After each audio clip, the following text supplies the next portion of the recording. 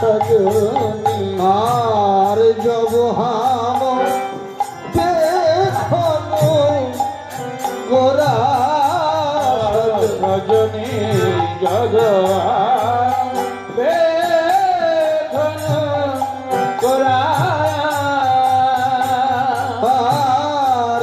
কুল দিগ দিদি কোন পাওন কুল দিক বিদেশ নাই আকুল দিগ দিদি কোন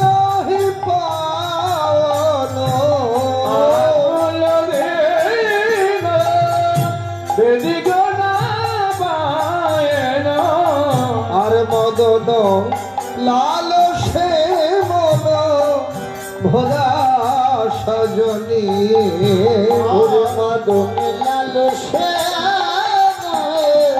ঘোরা সজনী নাগরী রে দেখ যখন আমি ওই রূপখানি দেখেছি, রূপ দেখে আমার দিক বিদিক জ্ঞান হারিয়ে গেছে রে, অন্তর ভরে সেই কামনা জেগেছে। এই যে কামনা এগুলো জীবের বড় শত্রু, এগুলো ভগবত কৃপার পথের অন্তরায়। লোভ লালসা কামনা বাসনা এগুলো সবাইকে দুঃখ দেয়, কষ্ট দেয়। তো নাগরী এমন ভাবে বলছেন তার অন্তরে মদন ও লালসে মনোভরা। শাস্ত্র বললেন হ্যাঁ গো, যদি এই জড়ীয় কামনা কারো অন্তরে জাগে, এই জড়ীয় কামনা বাসনা সবাইকে দুঃখ দেয়, এটাই নিত্য সত্য। কিন্তু এই লালসা লোভ যদি কৃষ্ণ সুখ বা ভগবানের সুখের নিমিত্তে হয়, শাস্ত্র বললেন আত্ম ইন্দ্রিয় প্রীতি বাঞ্ছা তারে কহিকাম তারে কহিকা কৃষ্ণেন্দ্রিয় প্রীতি ইচ্ছা ধরে প্রেম না ওরে ধরে প্রেম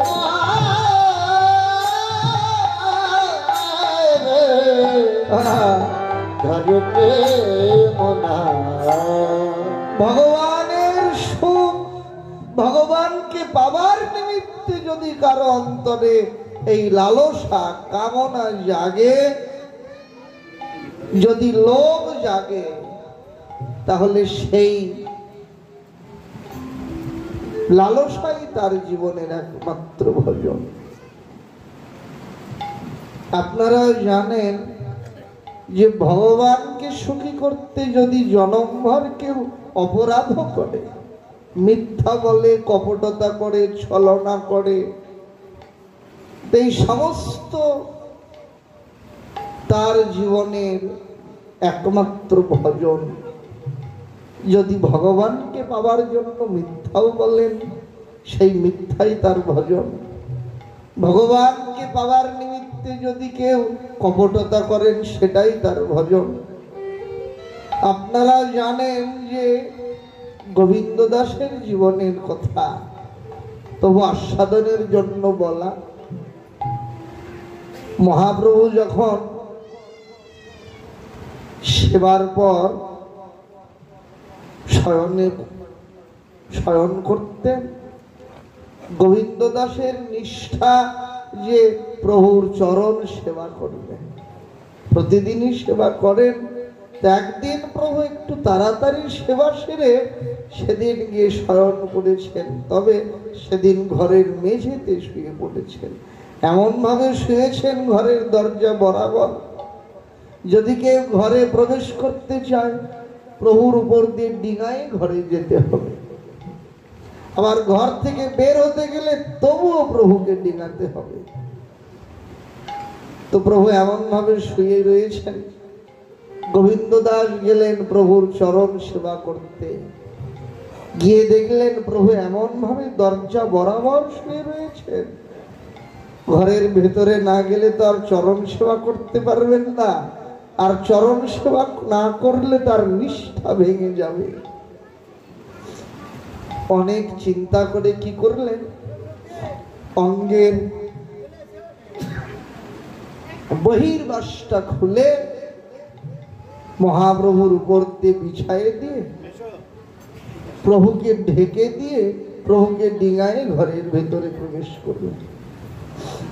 প্রভুর চরণ সেবা করতে থাকে।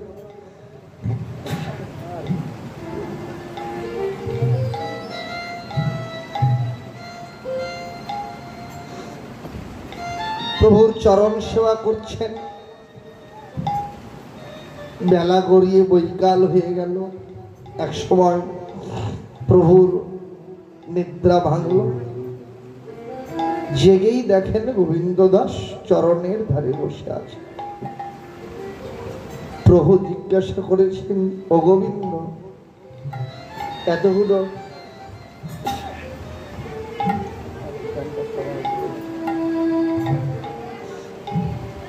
এতগুলো বেলা হয়ে গেছে,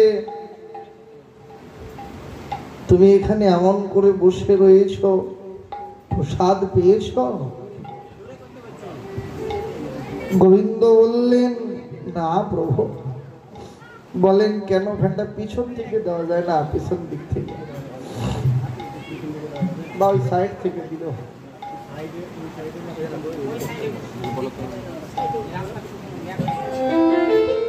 বলেন, প্রসাদ পেয়েছ? বলেন, না গো। কেন? বলেন, যাওয়াও হয়নি তাই পাওয়া হয়নি। বলেন, গেলে না কেন গো? গোবিন্দ দাস বললেন, যাই কি করে বলো তো? তুমি এমন ভাবে দরজায় শুয়ে রয়েছ, যেতে গেলেই যে তোমাকে ডিঙায় যেতে হবে, তোমাকে ডিঙিয়ে আমি যাব কি করে বলো? প্রভু বলেন, কি গো, তুমি ঘরের ভিতরে আসবার অনেক আগেই তো আমি এখানে শুয়েছিলাম, ঘরে এলে কি করে তুমি? একেবারে সরল উত্তর দিলেন, কেন গো? এলাম তো তোমাকে ডিঙায়ে। প্রভু বললেন, আমাকে ডিঙায়ে আসতে পারলে আর আমাকে ডিঙায়ে যেতে পারলে না তুমি? শুনেই গোবিন্দ কাঁদতে আরম্ভ করল। প্রভু বলেন, কি গো, এমন করে কাঁদো কেন তুমি? কেঁদে বলেন, দেখো, আমি তো তোমাকে ভালোবাসতে পারি না। ভালো যদি বাসতাম তাহলে এমন করে আমাকে আঘাত দিয়ে কথা তো বলতে পারতে না। প্রভু বললেন, কি গো, তোমাকে কি এমন আঘাত দিয়ে কথা বললাম গো? গোবিন্দ দাস কেঁদে বলেন, দেখো, আমি তোমাকে ডিঙায় ঘরের ভিতরে এসেছিলাম, সেটা ছিল তোমার সুখের জন্য, আর তোমাকে ডিঙায় যে ঘর থেকে বেরিয়ে যাব, সেটা হলো আমার সুখের জন্য। তোমাকে আমি আজকে একটা কথা বলে রাখলাম, যে তোমার সুখের জন্য জনমভর যদি আমাকে অপরাধ করতে হয় আমি তাই করব, কিন্তু আমার সুখের জন্য তোমাকে আমি এতটুকু কষ্ট পেতে দেব না। এই যে ভালোবাসা, যদি এমন ভালোবাসা কারো অন্তরে একবার জাত হয়, এই ভালোবাসাই পারে ভক্ত আর ভগবানের মিলন ঘটিয়ে দিতে। ধনী তাকে পাওয়া যায় না, বিদ্যা দিয়ে তাকে লাভ করা যায় না, ঐশ্বর্যের দিকে তাকে পাওয়া যায় না। শাস্ত্র জানালেন, জ্ঞান কর্ম যোগ ধর্মে নাহে কৃষ্ণ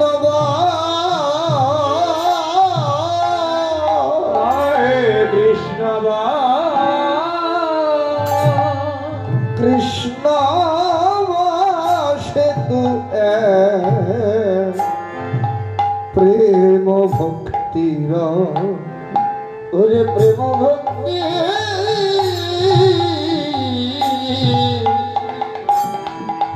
ভক্তি রস।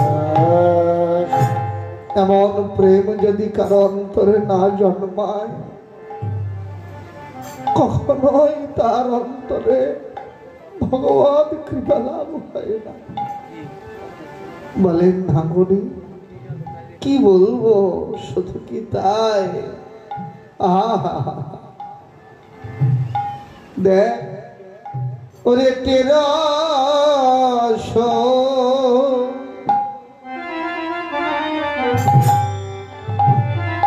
নয়নে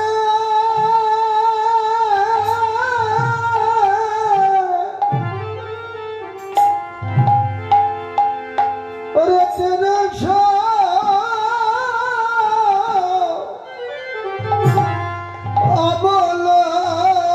অবলোকনে ওরে নিমনা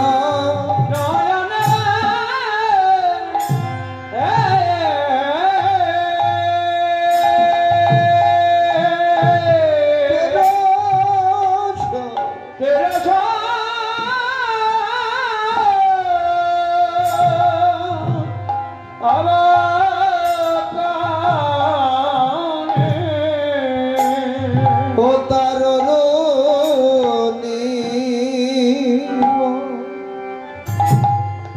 নয়নে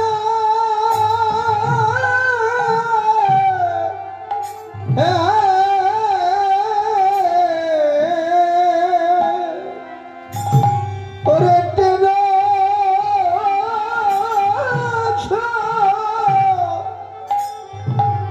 অবলোকনে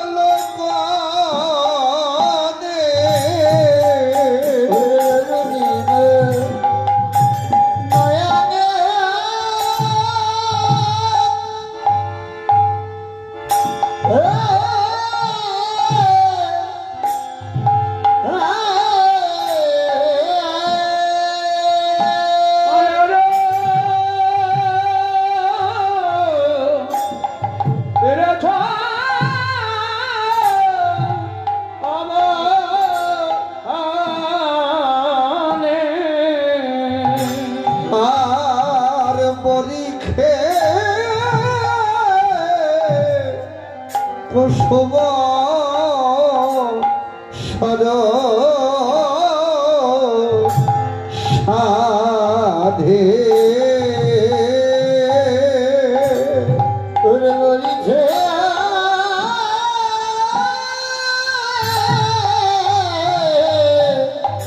কুসুম সর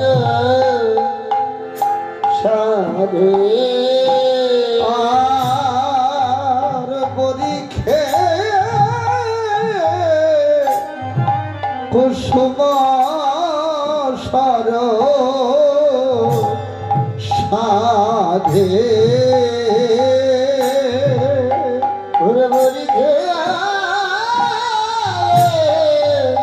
কুসুম সর সাধে আর জীবইতে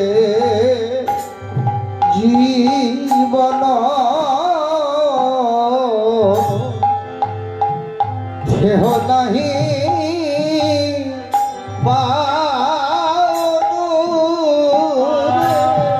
জীবতে জীবন দেহ নাহি পাওন হেয় নাহি পায়ন। আর জীবইতে জীবন দেহ নাহি পাওন রে জীবইতে জীবন কেউ নাই পাওনা। ওরে ডুবাল গঙ্গায় গাধে ডুবালা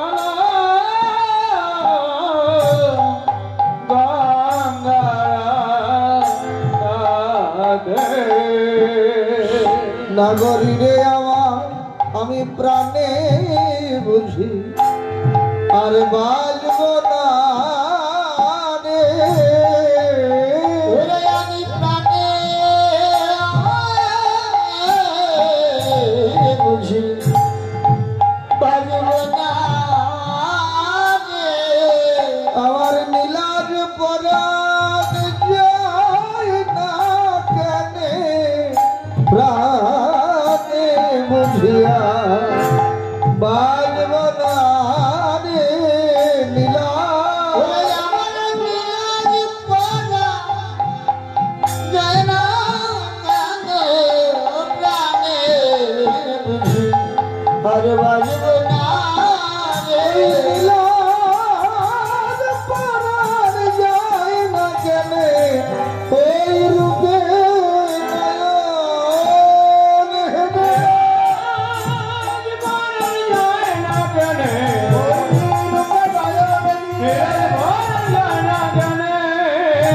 প্রাণে বুঝিয়া প্রাণে বুঝিয়া বাজব না রে আর ডুব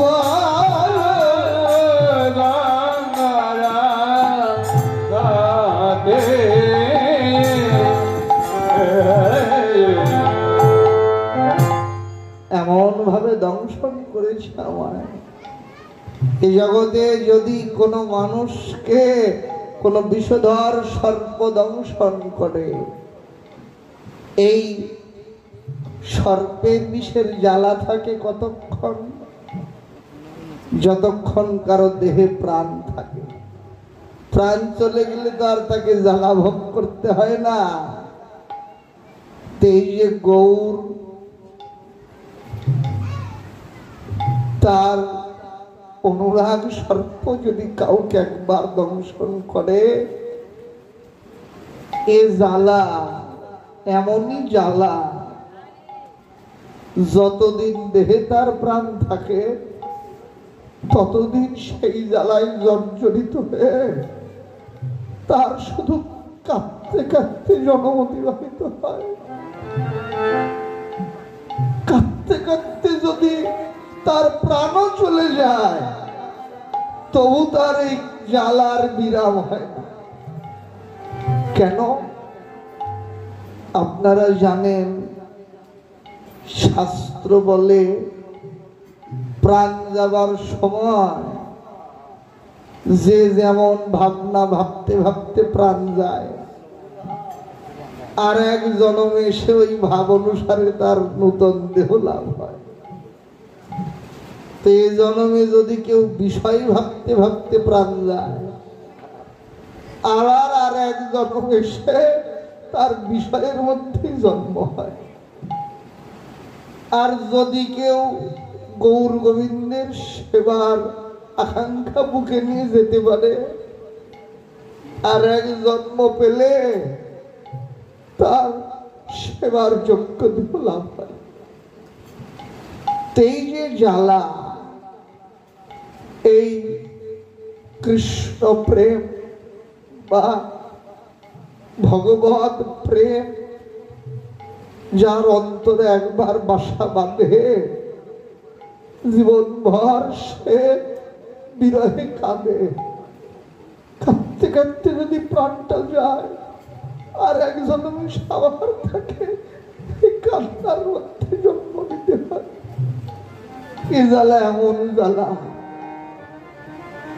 যদি এই জড় জগতে কাউকে সর্প দংশন করে, তাকে ওঝা বা বৌদ্ধের কাছে নিয়ে গেলে ওঝা বৌদ্ধ মন্ত্র দিয়ে বিষ নামায় দেয়, জ্বালা মুক্ত হয়। কিন্তু এই ভগবত অনুরাগ যদি কারো অন্তরে একবার এমন বিষের জ্বালায় জর্জরিত হয়, কোন ওঝাবদ্ধ দিয়ে সে বিষ নামানো যায় না। বরং আরো কি হয়, এ বিষ যতই ঝারে কেবল তত বারে। এই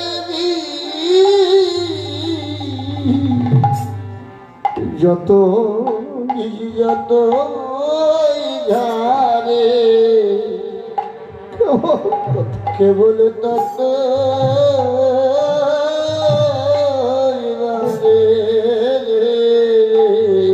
কেবল তার কৃষ্ণ বলে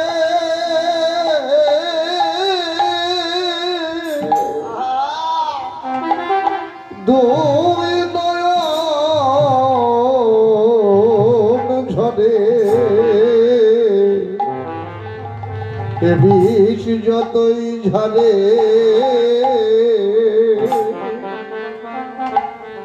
তত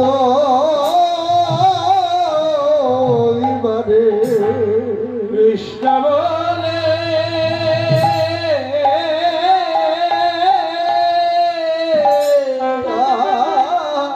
যত তার নয়ন ঝরে যত ঝরে তত তত সেজন পথে পথে কেবল কেঁদে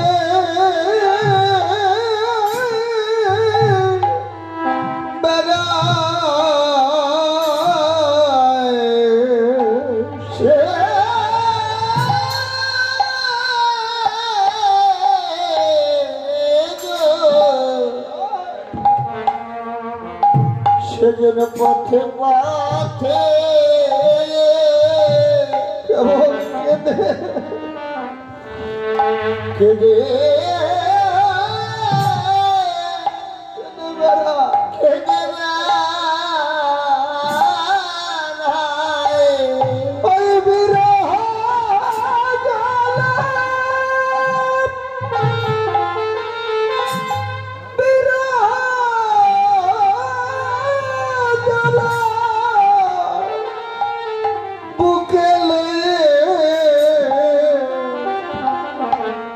কেবল পথে পথে কেঁদে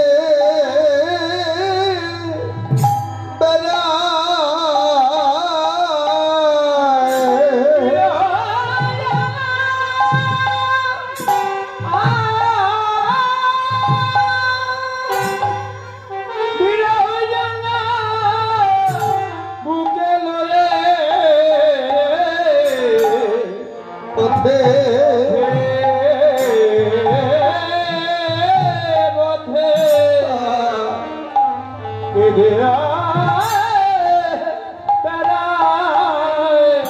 ওই বিরহ বুকে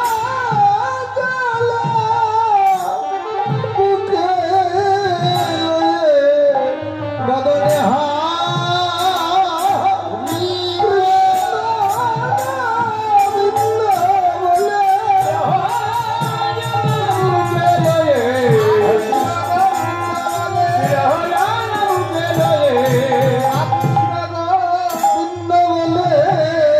পথে পথে পথে কেঁদে কেঁদে নদিয়ার নাগরী বলেন সজনী আমার মিলাদ প্রাণ উদয় আর রক্ষা হয় না রে তাই তোদের কাছে নিবেদন মন্ত্র মহা ঔষধি তু জানস যদি মন্ত্র মহাষধি তু জানত সখী মধু লাগি করবে উপায় মধু লাগি করবে উপায়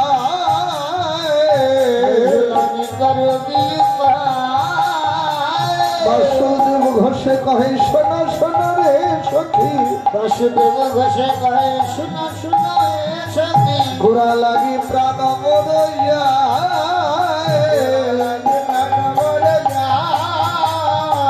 সইতে নারী রে আমি সইতে নারী রে আমার প্রাণে বুঝি যাই সখী সইতে নারী রে প্রাণে বুঝি যায় সখী সইতে নারী রে। বৈষ্ণব কবি বাসুদেব ঘোষ, যার অন্তর ভরা গৌর বিরহ আপনারাও জানেন। এই বেশি দূরের কথা নয়, এই মেদিনীপুরের তমলুক নামক স্থান, যেখানে বাসুদেব ঘোষের শ্রীপাঠ আছে এখনো। যারা গেছেন, যাদের দেখবার সৌভাগ্য হয়েছে, এই বাসুদেব ঘোষ যখন গৌর লীলা অপ্রকট হয়ে যায়, গৌর বিরহ সইতে না পেরে কি করলেন, একটা কালো কাপড় দিয়ে নিজের চোখ বেঁধে ফেললেন। যেখানে গৌর নাই, এই দু চোখ দিয়ে আর কিছু দেখতে চাই, গৌর বিরহ সইতে পারছে। আর ভক্তদেরকে বললেন যে তোমরা এখানে একটা গর্ত করো, দু চোখ কালো কাপড় দিয়ে বেঁধে ওই গর্তের মধ্যে বসে শুধু গৌর বিরহে দিন কাটাতে লাগলো।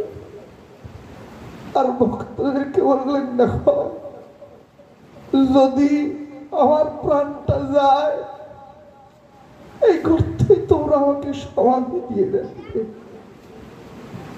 এমন করে দিন কাটাতে লাগলে।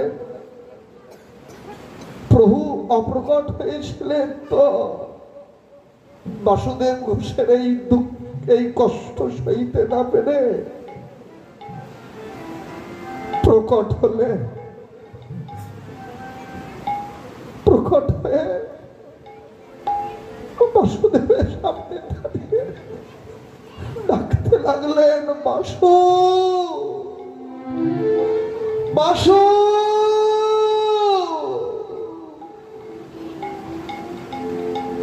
নিজে গিয়ে বাসুদেবের চোখের বাঁধনটা খুলে দিয়ে বলেন, বাসু, এমন প্রাণ নাশা পণ কি কেউ করে বলো?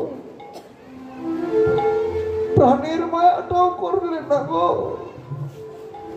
কেঁদে বললেন যে, প্রভু, তোমার বিরহ তো আমি আর সইতে পারছি না গো। তোমার আদর্শনে আমার বিলাস প্রাণ আর আমি ধরে রাখতে পারছি না, কি করবো বলো? প্রভু বললেন, দেখো বাসু, এমন প্রাণ আর কখনো করবে না। আমি তোমায় কথা দিলাম, তুমি যখন ডাকবে তখন আমি তোমাকে এসে দেখা দেব। ভক্তবৎসল তো তিনি, এমন গৌরগত প্রাণ এই বাসুদেব ঘোষ। নদী নাগরীকে ডেকে বলেন, দেখো, তোমার যেমন অন্তরে গৌরাঙ্গ অনুরাগ, গৌর তো তোমাদের ঘরেরই ধর, তোমাদের অন্তরে এমন গৌর প্রেম অনুরাগ জাগবার স্বাভাবিক। কিন্তু আমি তো ভজনবিহীন, সাধন শূন্য। আমার বলেন, রতি মতি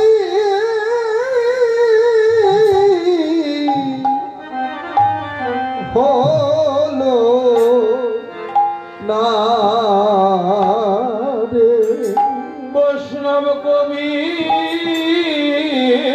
বলে, আমার অতি মতি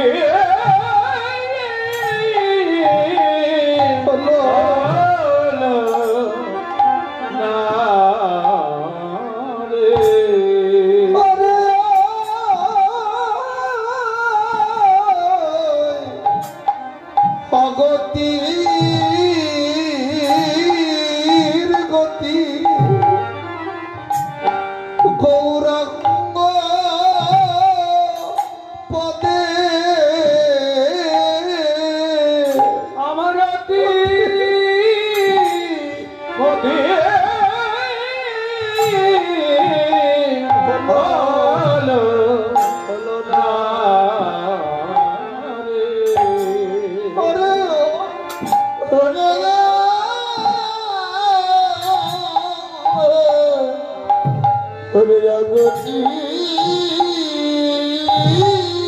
গতি গৌরাঙ্গ বলে এমন দুর্মতি দেওয়ার নাই ভবে অগতির গতি গৌরাঙ্গ পদে দুর্মতি দুর্মতিয়া অগতির গতি গৌরাঙ্গ পদে গতি গৌরাঙ্গ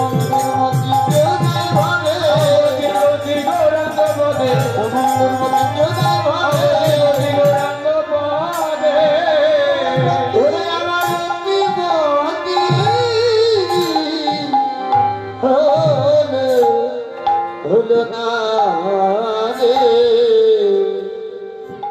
তাই বাসুদেব ঘোষে বলে শোনো শোনো রে সখী বাসুদেব ঘুরে গায়ে শোনা শোনা এসে ওরা লাগি প্রাণ মরে যায়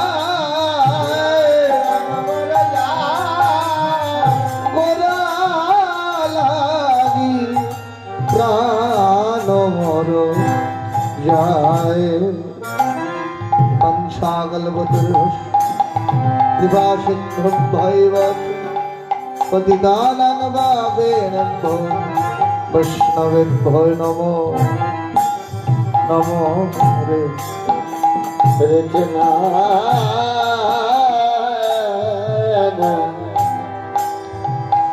না না না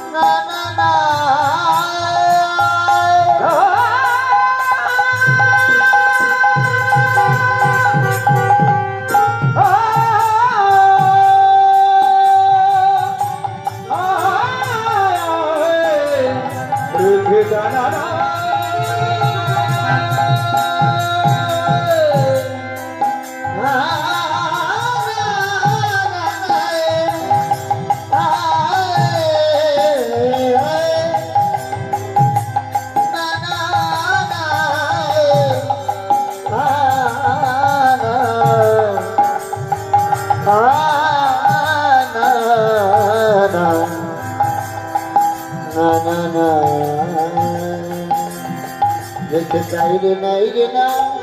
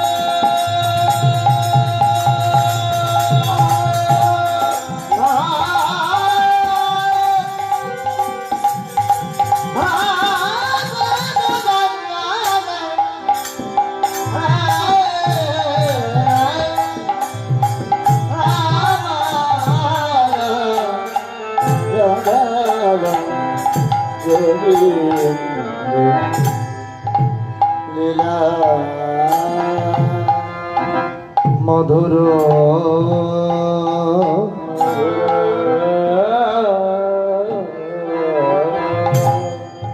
মধুর শ্রীধাম বৃন্দাবনে মহাধুর্যময়ী রাধারানী গোপিকার মধ্যমণিরা ধ্বনি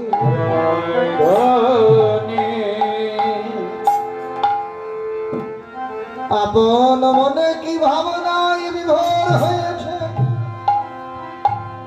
সখীগণের সঙ্গে কথা বলেন না, কিছু শুধালে কোনো কথার উত্তর দেন না। বিনোদিনী রাধা রানীর ভাবখানি হয়েছে কেমন, বৈষ্ণব কবি তিনি জানালেন কি ওরে ঘরের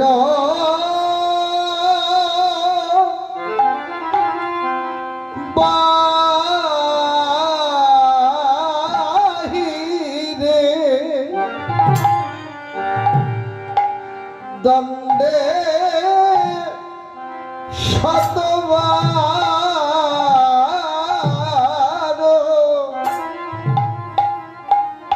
তিলে তিলে আইসে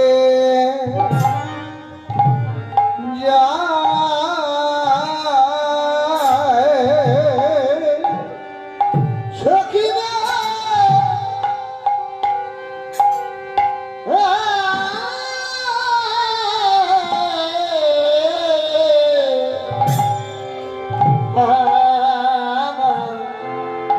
ঘরের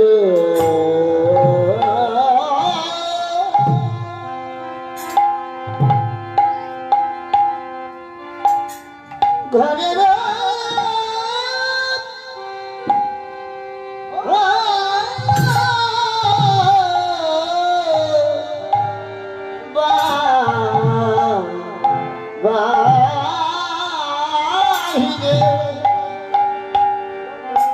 ওরে দণ্ডে শতবারে তিলে তিলে আইসে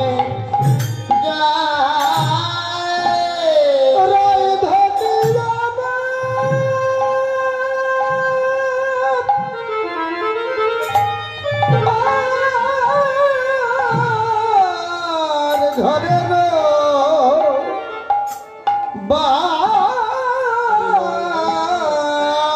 বাহিরে দণ্ডে শতবারে তিলে তিলে আইসে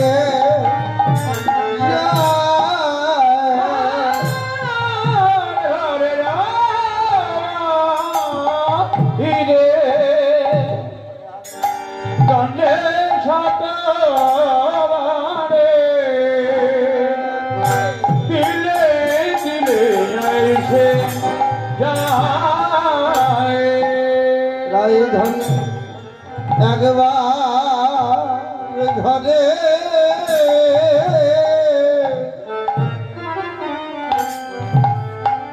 আবার আগেবার বাহিরে যায় আগেবার ঘরে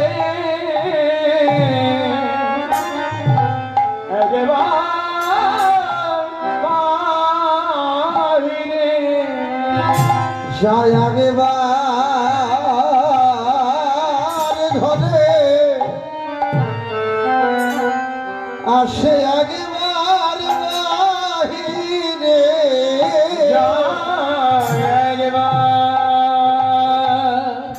ঘরে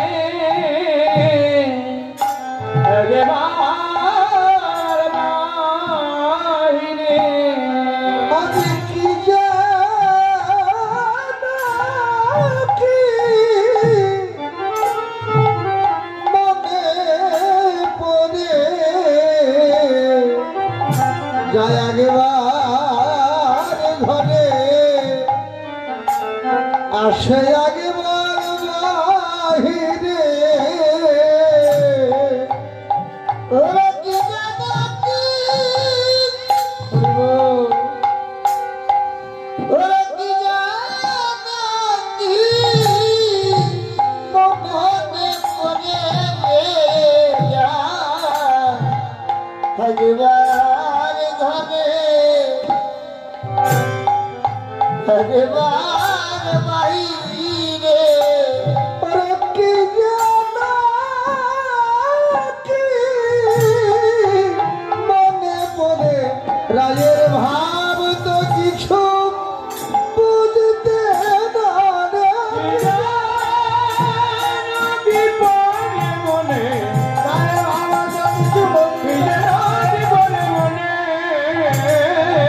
যায় আগেবার ঘরে আসে আগেবার ভগবান বাহিরে দিলে দিলে আইসে যায়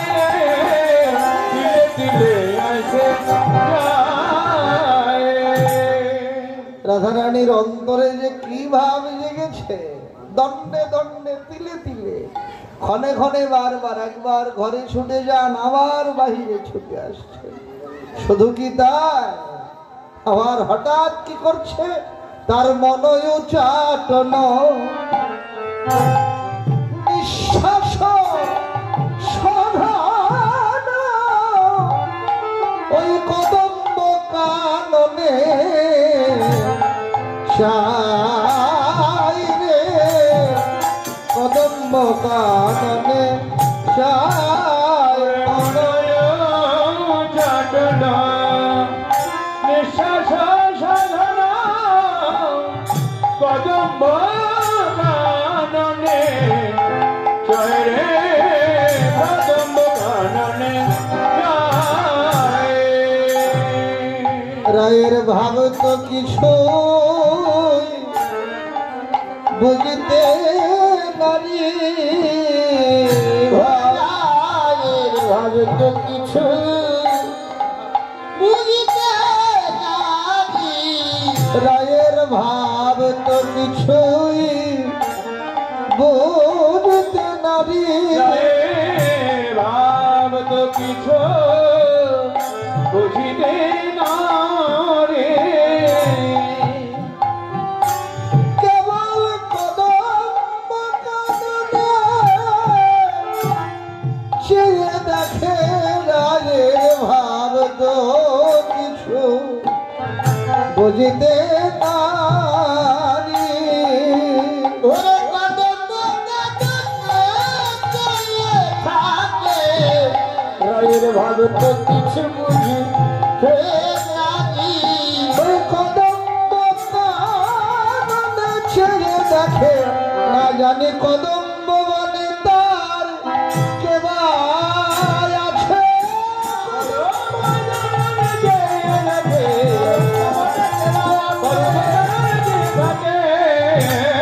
রায়ের ভাব তো কিছু বুঝিতে নাহি, কদম্ব কাননে চাই রে, কদম্ব কাননে চাই। হঠাৎ ঘন ঘন নিঃশ্বাস ছাড়ছেন, দীর্ঘ নিঃশ্বাস, মন চাট না। সখীরা একে অপরের সঙ্গে আলাপ করছেন, কিরে ও ললিতা, ও বিশাখা, দেখ নীতি নীতি যায় রায় যমুনা সিনানে, যমুনা সিনানে এমন তো দেখি নাই রে রায়ের আনমনে। সখী, এমন কখনো আনমনা তোকে দেখি না, কিরে সুধালে কোনো কথা বলছে না, আবার হঠাৎ একাকি কাঁদছে, আবার কদম্ব কাননে বারবার দেখছে, ঘন ঘন নিঃশ্বাস ছাড়ছে। কি হলো রে রায়ের? শুধু কি তাই, আবার কি করছেন, সদায় ধ্যানে এক দৃষ্টিতে ওই চাহে মেঘ পানে,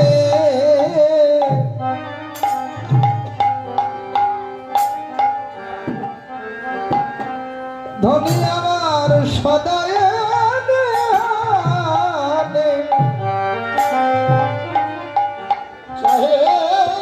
আহা বলেন রাই কেন মন হলো কেন এমন হলো, ওরে গুরু দুরু জন ভয় নাহি মন, কোথা বাকি দেব পাইল রে, কোথা বাকি দেব পাইল।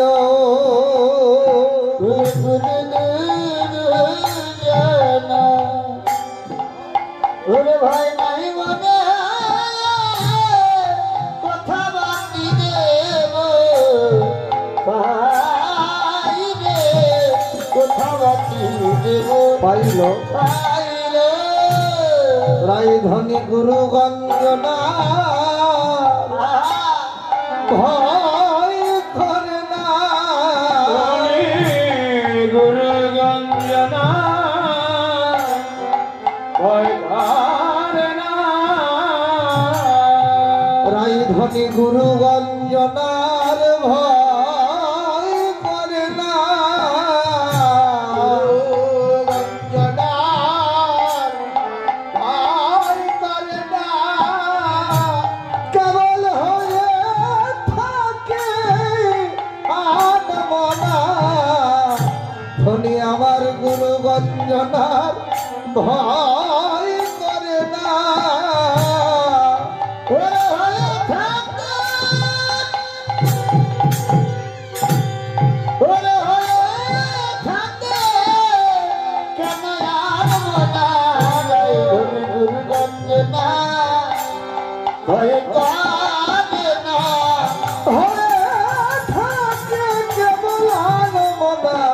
ধনী গুরু গঞ্জনার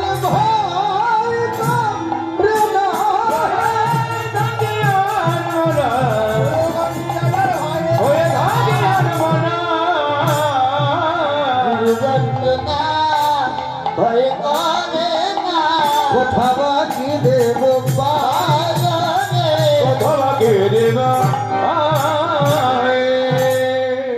রাধারানীর ভাব হলো কেমন, যেমন কোন অপদেবতায় ভর করলে যেমন ভাব হয়, কোন গৃহকর্ম ভালো লাগে না, কোন কাজ ভালো লাগে না, কারো সঙ্গে দুটো কথা বলতে ইচ্ছা করে না, আপন মনে সব করে। রাধারানীর আজ ভাবখানা তেমন হয়েছে, সদয় চঞ্চল তার বসনয়ঞ্জল,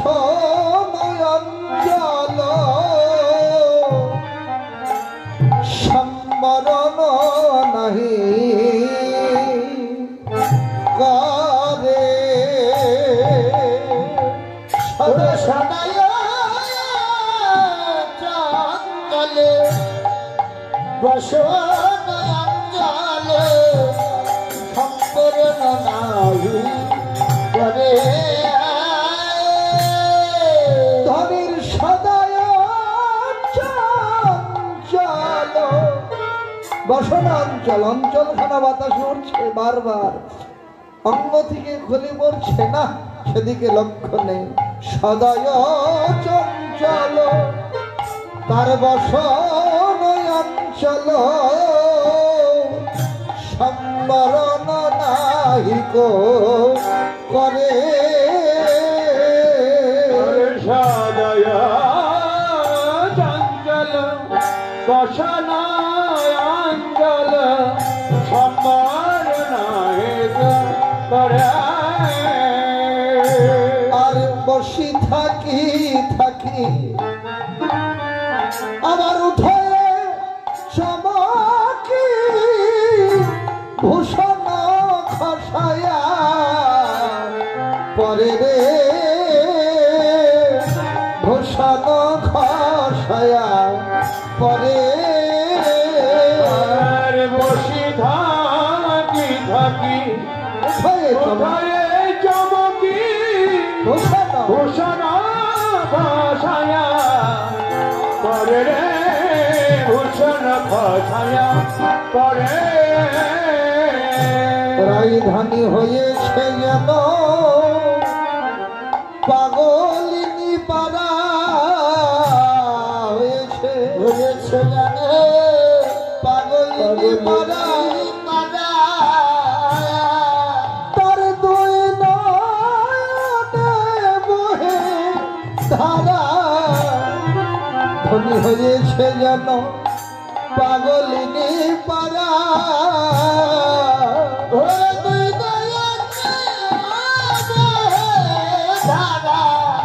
হয়েছে যেন পাগলিনী পাড়া, তার দুই নয়নে বহে ধারা, যেন আপন মানুষ হয়েছে হারা, বহে ধারা, হয়েছে হারা,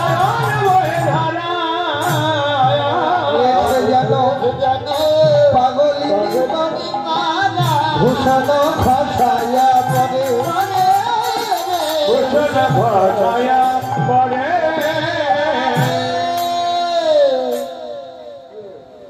নিজের অঙ্গের বসনের অঞ্চল বাতাসে উড়ে যাচ্ছে, সেদিকে লক্ষ্য নেই। আবার পাগলিনীর মতো একা হঠাৎ বসে থাকতে থাকতে চমকে উঠছেন। আবার কখনো একাই নিজের অঙ্গের বসন খুলে আবার পড়ছেন একাকি, এমন ভাব হয়েছে। শুধু তা নয়, আরো কি করছেন? সদায় ধ্যানে সাহেব ঘোপানে কেবল তু হাত তুলি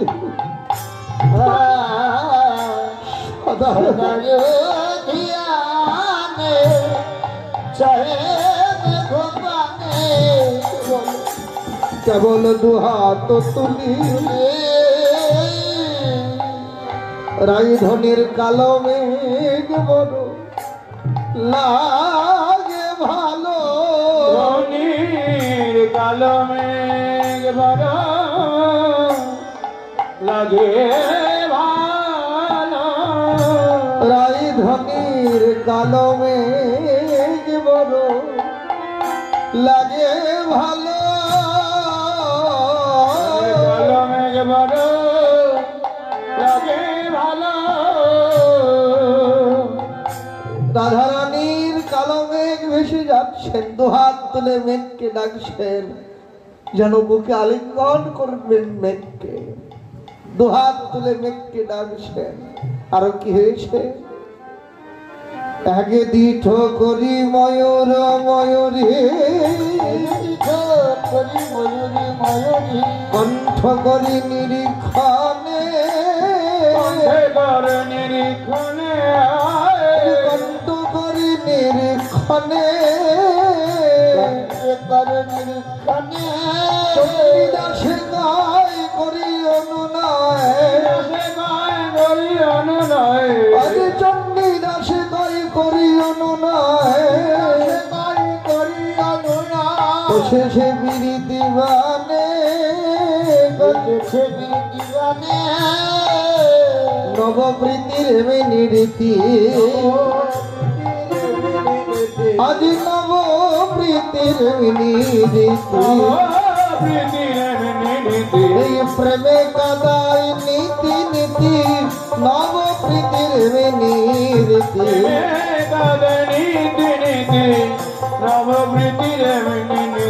এই প্রেমে কাদাই নীতি নীতি পরে থাকে না তার কোন গতি, প্রেমে কাদাই নীতি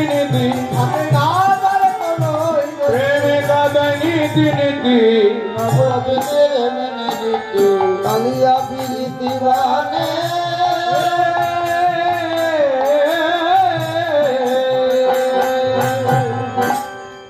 রাধারানীর যখন এমন ভাব, না সখীরা এলেন, কিরে রাধে তুই এমন করে কাঁদছিস কেন রায়? আমরা তোর কাদা বদন সইতে পারি না রে। ও বিনোদিনী, একবার তোর অন্তরের কথা খুলে বল।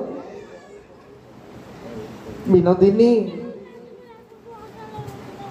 দেখ, মানুষের সুখের কথা, আনন্দের কথা আপনজনের কাছে খুলে বললে অন্তরের আনন্দ যেমন বাড়ে, তেমনি দুঃখের কথা আপনজনের কাছে বললে বুক অনেক হালকা হয় রে বিনোদিনী। এই জন্যই তো সবার আপনজন প্রিয়জনের প্রয়োজন। রাধে, একবার তোর অন্তরের কথা খুলে বল। তুই যদি তোর অন্তরের কথা খুলে নাই বলবি, আমরা তোর অন্তরের দুঃখ বুঝবই বা কি করে? ওই দুঃখ দূর করার উপায় বা করব কি করে? সখীরা যখন বারবার বলছেন, রাধারানী বলেন, সখীরে তোরা তো আমায় বলতে বলছিস, ও ললিতা, বলো বিশাখা, আমি কি করে বলবো বল সখী রে, হলো বুকের কথা মুখে বলা তো যায় না। বুকে কথা মুখে বলা তো যায় না। সখী রে, বুকের কথা মুখে বলা তো যায় না। রে বুকে কথা মুখে বলা তো যায় না। আমার হৃদয় জানে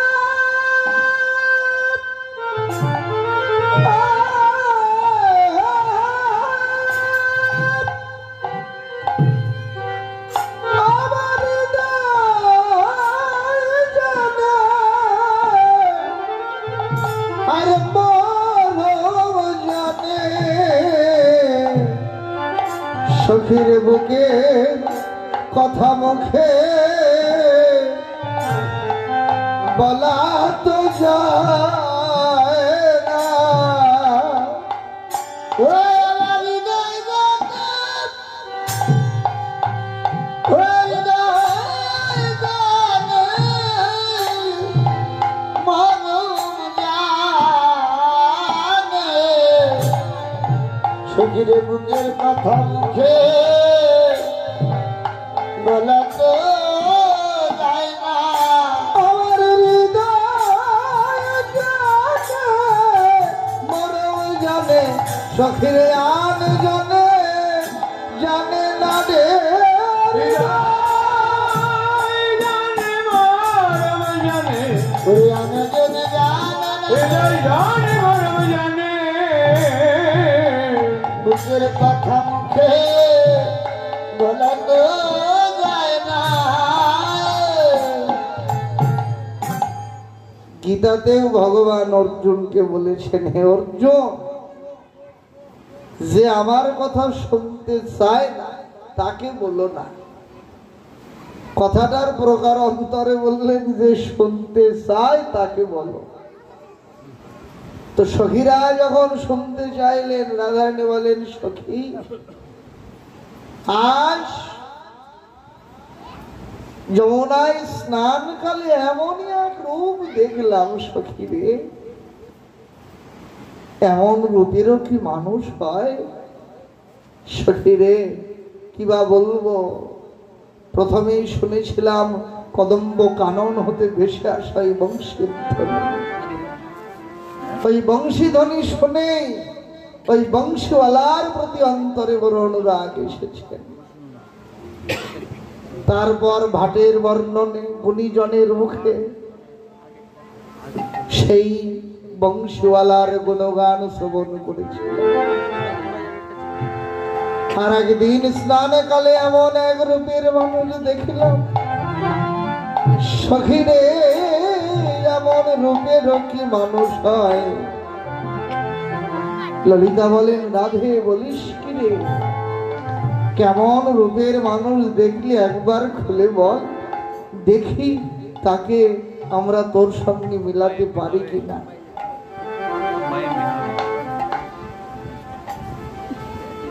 কৃষ্ণপূর্বর আগে যেমন বিশাখা যখন শাখাদের সঙ্গে গোবিন্দ খেলছিলেন, বিশাখা ইশারা দিলেন, বিশাখার ইশাখায় গোবিন্দ ইশারায় গোবিন্দ এলেন। বিশাখা বললেন, দেখো গোবিন্দ, তুমি যেমন সুন্দর পুরুষ, তোমার একজন যোগ্য রমণী এই বৃন্দাবনে আছে, তুমি কি তাকে চেনো? গোবিন্দ বললেন, না তো বিশাখা। বিশাখা প্রথম শোনালেন, দেখো সে রমণী আর অন্য কেউ নয়, সে হলো বৃষভানু রাজনন্দিনী বিনোদিনী রাধারানী। রাধা নাম যেমন শুনে গোবিন্দ একেবারে পাগলের মতো নাম শুনে উন্মাদ হয়ে গিয়েছিলেন, ঠিক তেমনি আজ রাধা রানীও সখীদের মুখে শুনেছিলেন এমন রূপের মানুষ নিশ্চয় বৃন্দাবনে একজনই থাকতে পারে, সে হলো আর কেউ নয়, শ্যাম সুন্দর। শ্যাম নাম শুনে রাধারানী ব্যাকুলা হয়ে কাঁদছেন। সখীরে কিবা শোনালি শ্যাম নাম, কানের ভিতর দিয়ে মরমে প্রশ্ন আকুল করিল মনপ্রাণ। এই নামে এমন কি জাদু রয়েছে রে। সখীরা বলেন রাধে কাঁদিস না, ধৈর্য ধর। রাধারানী বললেন সখীরে আমি তোদের অনুগতা হলাম, ওই রূপের মানুষকে না দেখলে আমার বিলাস প্রান্ত রক্ষা হয় না। বিশাখা বললেন বিনোদিনী একবার বল কেমন সে রূপের মানুষ, দেখি বৃন্দাবনে এমন কেউ আসে কিনা। রাধারানী বলছেন সখী কি বলবো, দেখ সামান্য রূপ নয় তার, আমি কি রূপ হে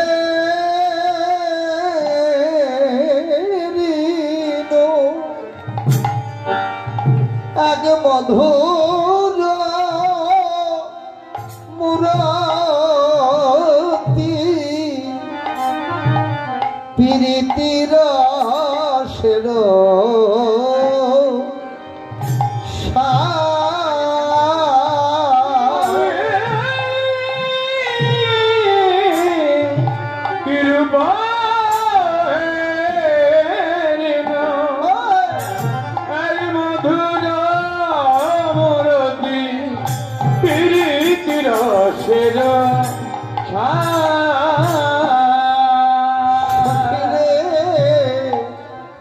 দেখলাম প্রীতি যেন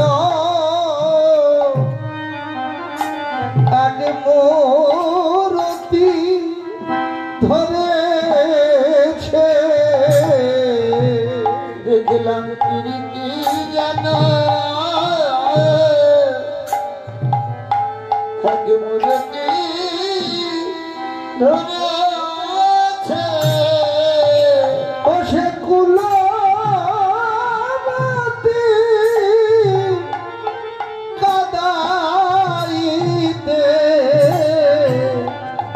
দেখলাম প্রীতি যেন আগে মূরতি ধরেছে, ও সে কুলবতী কাদাইতে প্রীতি যেন মূরতি ধরেছে। ও সে কুলবতী কাদাইতে সখীরে মনে হয় কুলবতী কুল নাশিতে কাদাইতে কুলবতী কাদাইতে প্রীতি যেন মূরতি ধরেছে। রসের ধান রে প্রীতি রসের প্রীতি মানে প্রেম। প্রেম হলো অমূর্ত, যাকে দেখা যায় না, ধরা যায় না, ছোঁয়া যায় না, যার কোনো মূরতি হয় না। রাধারানী বললেন সখীরে তাকে দেখে মনে হলো কি জানিস, যে প্রেম অমূর্ত যার কোনো মূরতি হয় না, আমার মনে হলো সেই অমূর্ত প্রেম যমুনার কূলে একেবারে মূর্তিমন্ত হয়ে দাঁড়িয়ে আছে। হা হা প্রীতি রসের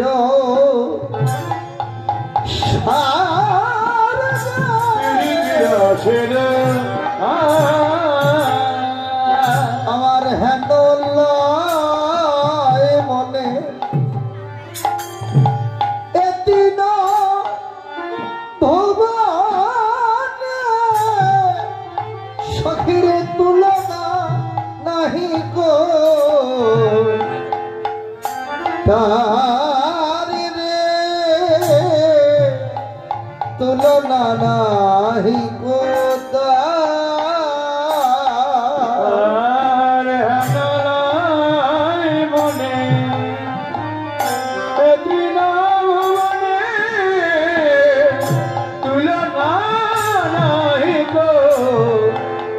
রে তুলনা নাই তো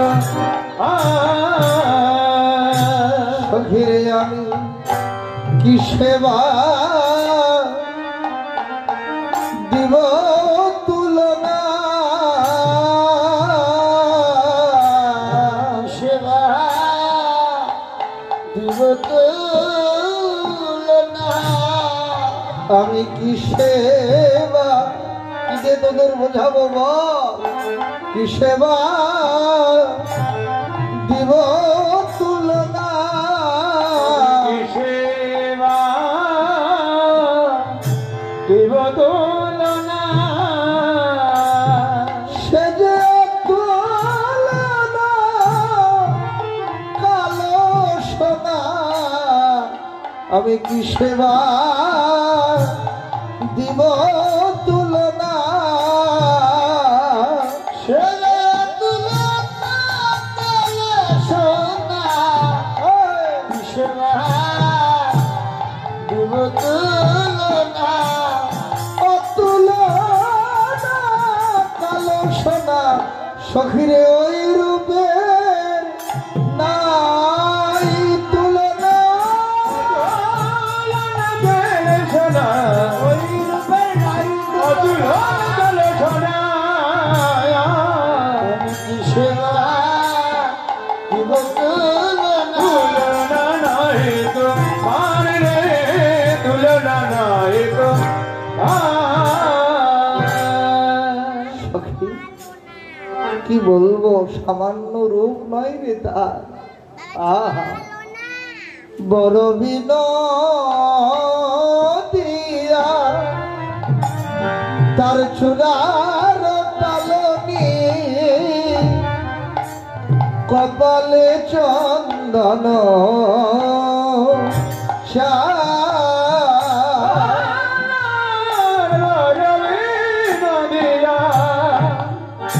চূড়ার ডলনে কপাল চন্দন সখীরে বড় বিনোদিয়া চূড়ার পালনি কপালে চন্দন আমার বড় বিনোদিয়া সুরার তালনি কপাল চন্দনা রে যিনি বিধু বড় তার বদন সুন্দর ভুবন মোহন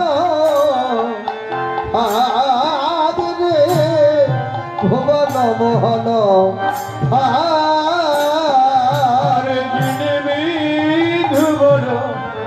বদন সুন্দর ভুবন মন রে ভুবন মন সখীরে কোটি বিধু কিসে বাগনি কোটি বিধু কি সেবা গনি কোটি বিধু কিসে বাগনি কিসে বাগনি ওই রূপের জেলাবনি কোটি বিধু কিসে বাগনি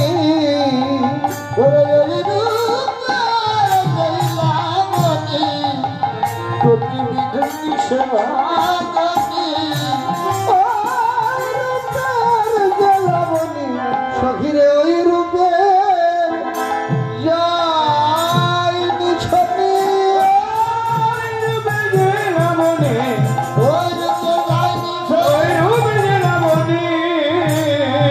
কোটি বিধু কি সেবা গনি ভুবন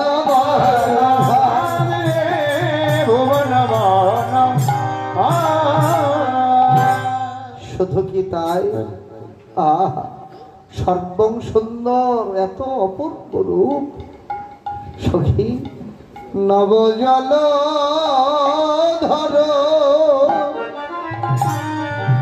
রসে ধারো ধারো বরণ চিকন কালা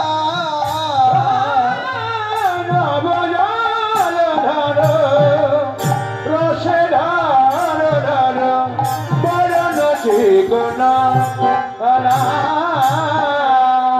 নব জল ধরো রসে ধরো ধরো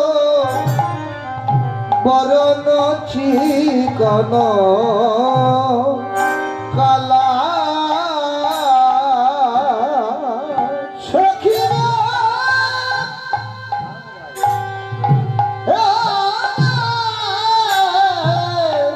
ওরে নব রসে ধর ধর বরণ চিকন কালা তরঙ্গের ভূষণ রজত কাঞ্চন গলে মণি মুকুতার মালারে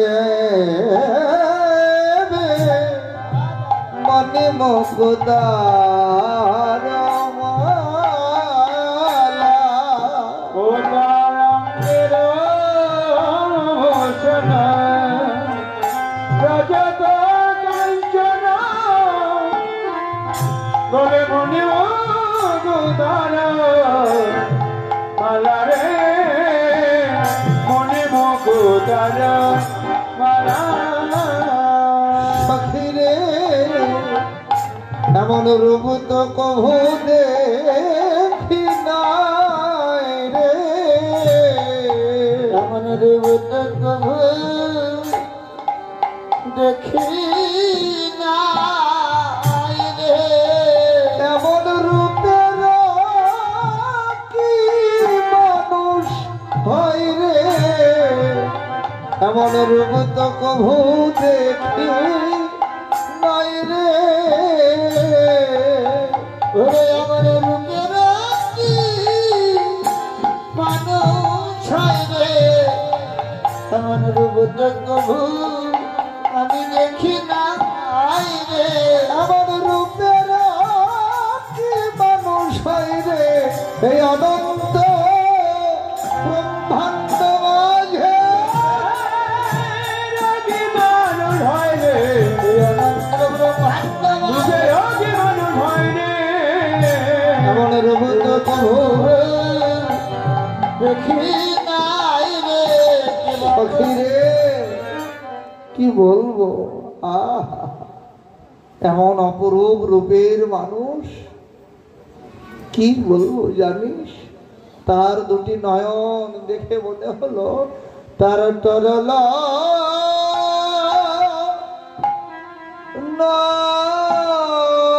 নয়নে তেরা চাহনি বিষম কুসুম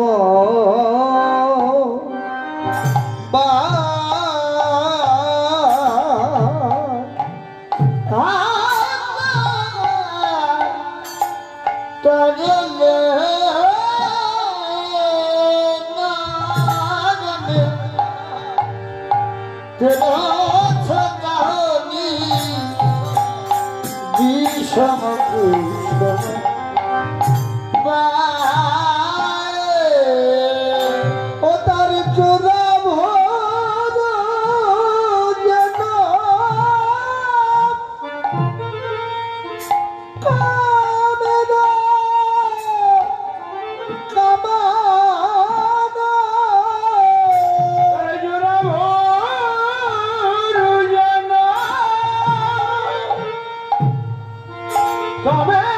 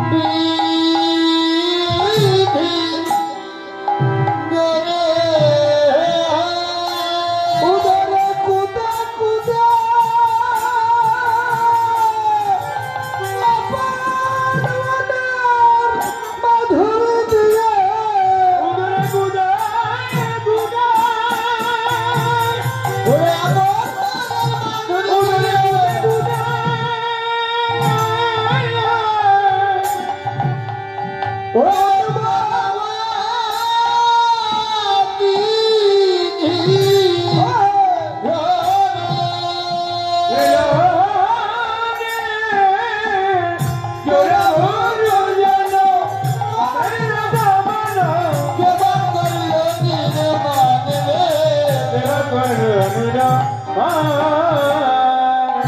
সখীরে ওইরম কোন বিধি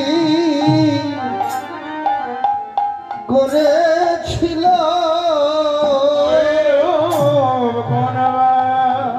বিধি করেছিল তারা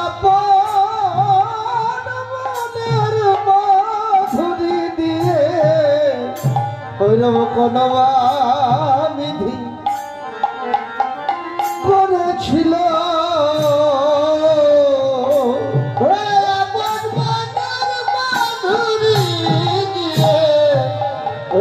কোন বিধি রয়েছিল আপন মনের মাধুরী দিয়ে বড় নিরজনে বসে বসে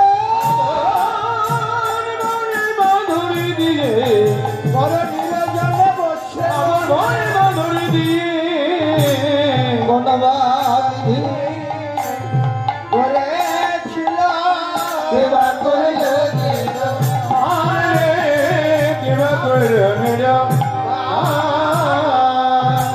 সখী আরো কি বলবো দেখ দেখলাম জানিস ও তার সুন্দর ধরে মধুর মুরলি হাসিয়া কথাটি তার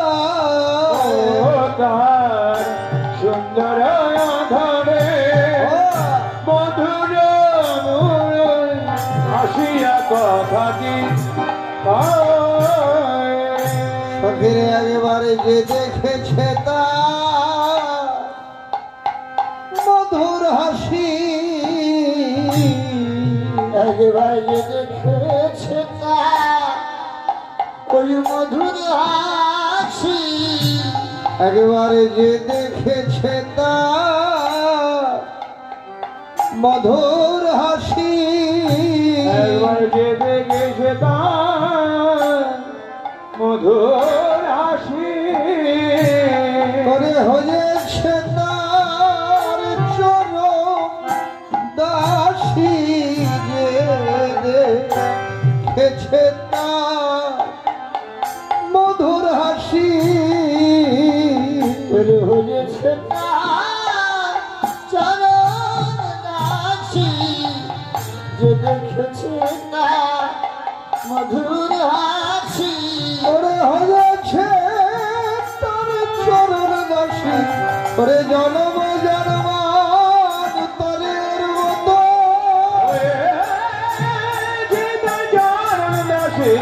জন্মজন্মান্তরের যে দেখেছে তার মধুর হাসি হাসিয়া কথা কি পায় রে হাসিয়া কথা কি ভিনে বলে রূপনা গর ফেরিলে পরানো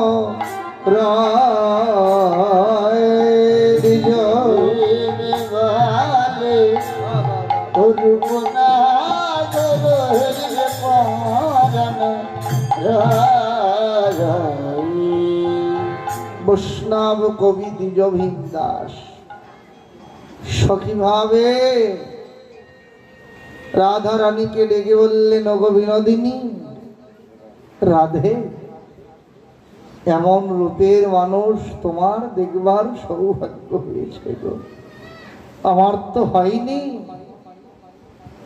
আবার কবে হবে জানি না তোমার মুখে রূপের মানুষের কথা শুনে অন্তরে বড় লালসা জেগেছে গো বিনোদিনী শাস্ত্রে বলে যে প্রাণ যাওয়ার সময় যেমন ভাবনা ভাবতে ভাবতে প্রাণ যায় আর জন্মে সেই ভাব অনুসারে দেহ প্রাপ্ত হয় এই জন্মে নাই হলো যখন আমার প্রাণ যাওয়ার সময় হবে বিনোদিনী অন্তত সেদিন যেন তার রাঙা চড়ো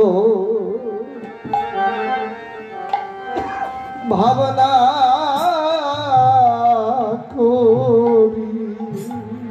বিনোদিনী তার রাঙা ছড়ো রাঙা ছড় ভাবনা করি রাধে আমার প্রাণ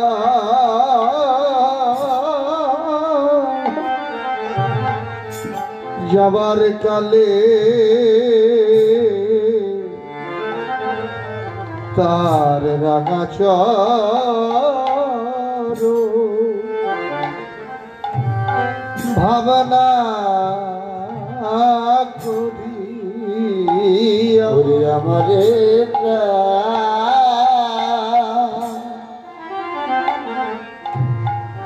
ওরে আমারে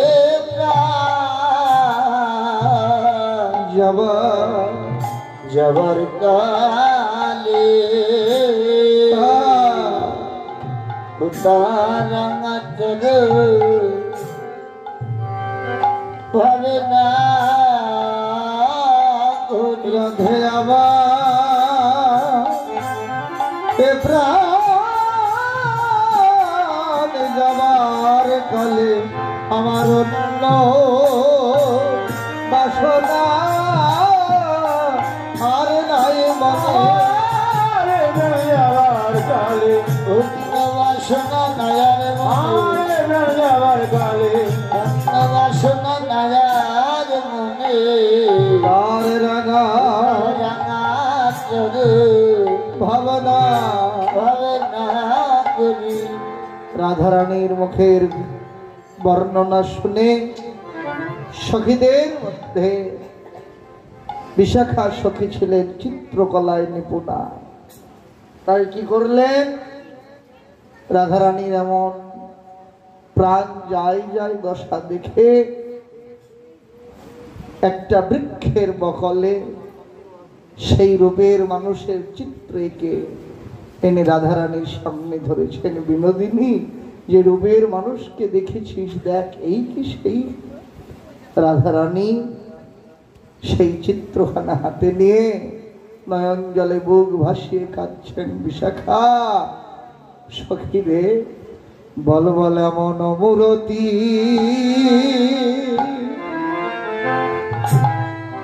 কেমন করি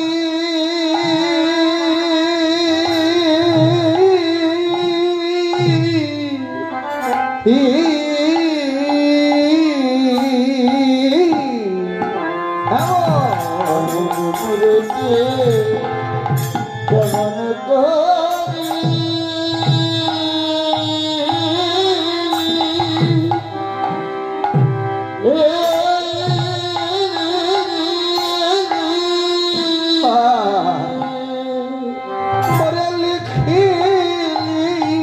বিশাখা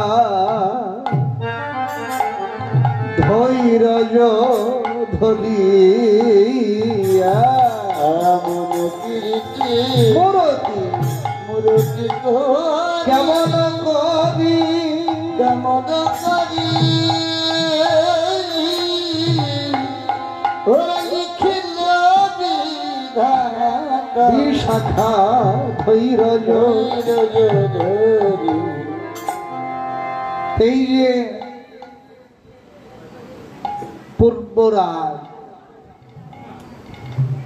এই পূর্বরাগের সঙ্গে প্রত্যেকটি সাধকের ভজন জীবনের একটা বড় নিবিড় সম্বন্ধ রয়েছে।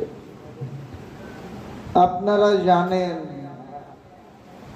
যে রাধারানীর যেমন ওই বংশীধ্বনি শ্রবণেই বংশীওয়ালার প্রতি অনুরাগ জন্মেছে, ঠিক সাধকের অন্তরে এমন অনুরাগ আসে।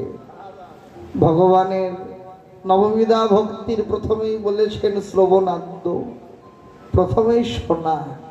কি শুনবে? ভগবানের নাম লীলা কথা। এই নাম লীলা শুনতে শুনতেই অন্তরে একদিন অনুরাগ বা লালসা জন্ম নেবে। কি রে, যার নাম এত শুনি, যার নামই এত মধুর, ওই নামের নামই না জানি দেখতে আরো কত মধুর। এই শুনতে শুনতে অন্তরে তাকে দেখবার লালসা জন্মায়।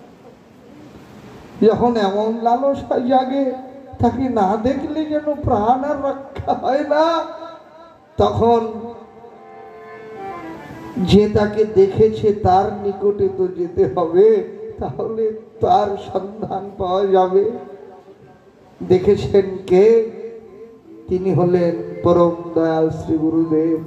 গুরুদেব হলেন ভগবানের করুণার মূর্তি। সাধক গিয়ে গুরুচরণে নিবেদন করেন, আপনি তো তার কৃপার মূর্তি।